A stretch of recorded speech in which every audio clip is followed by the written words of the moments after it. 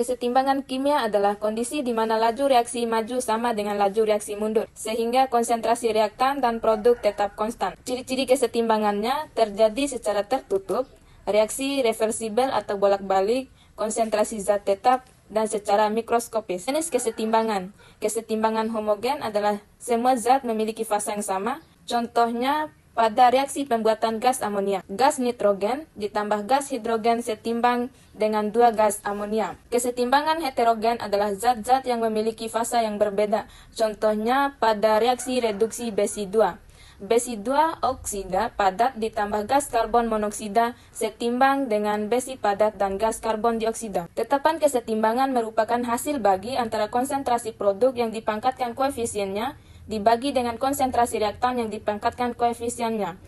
Contohnya, pada reaksi 2A ditambah 3B setimbang 4C ditambah 5D. K sama dengan konsentrasi C pangkat 4 ditambah D pangkat 5 dibagi A pangkat 2 ditambah B pangkat 3. Untuk interpretasi nilai K-nya, K lebih dari 1, produk lebih banyak terbentuk. Contohnya, pada reaksi pembakaran karbon sempurna.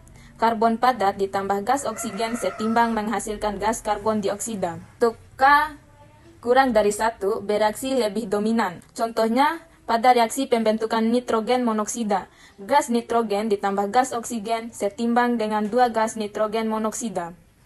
Untuk K sama dengan 1, reaksi produk dan reaktan seimbang. Contohnya, pada reaksi pembentukan hidrogen iodida. Gas hidrogen ditambah gas iodin setimbang dengan 2 gas hidrogen iodida. Dalam sebuah wadah bervolume 1 liter, terdapat reaksi Besi2 oksida padat ditambah gas karbon monoksida setimbang dengan besi padat dan gas karbon dioksida.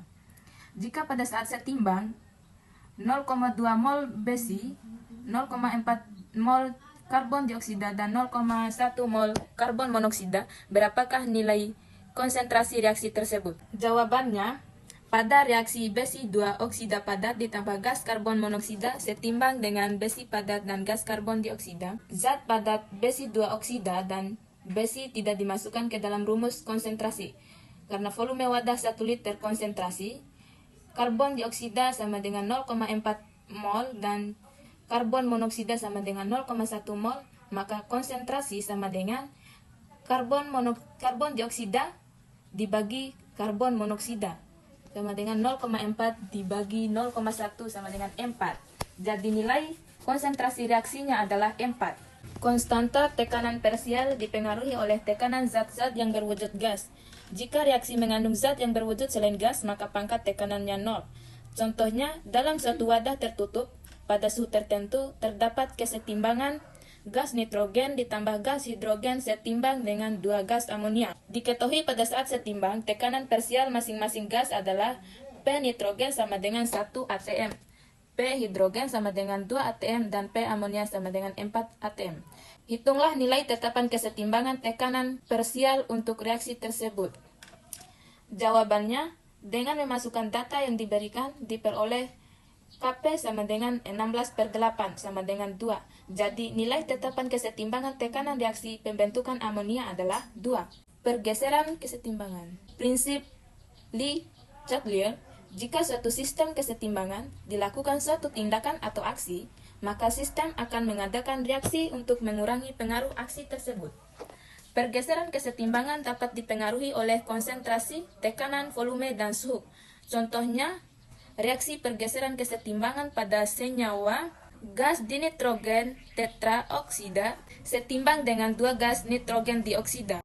Definisi asam dan basa. Asam adalah zat yang menghasilkan ion H+ dalam air. Ciri-cirinya pH lebih dari 7, berasa masam, dan merubah lakmus biru menjadi merah.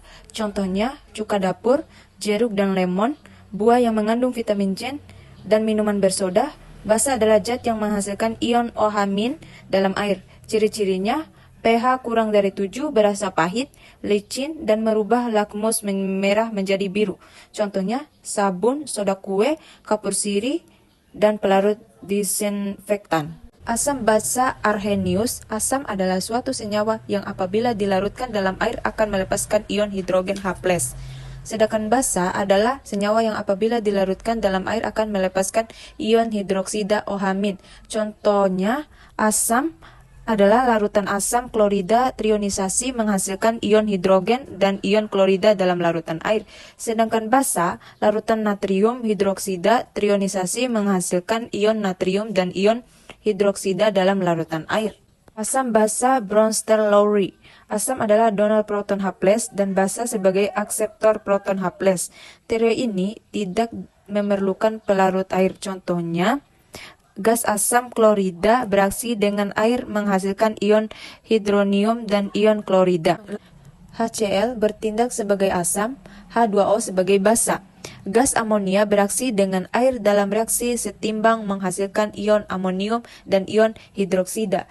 NH3 bertindak sebagai basa, menerima proton dari H2O.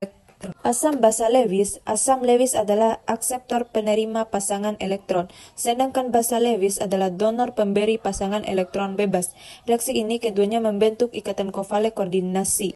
Contoh, BH3 ditambah NH3 menghasilkan F3B mengikat NH3. Hasil dari reaksi serah terima ini membentuk senyawa F3 mengikat NH3. Ikatan ini menyatakan hasil dari reaksi serah terima ini membentuk senyawa F3B mengikat NH3. Ikatan ini menyatukan kedua molekul sebagai ikatan kovalen koordinasi seperti yang ada di gambar ini.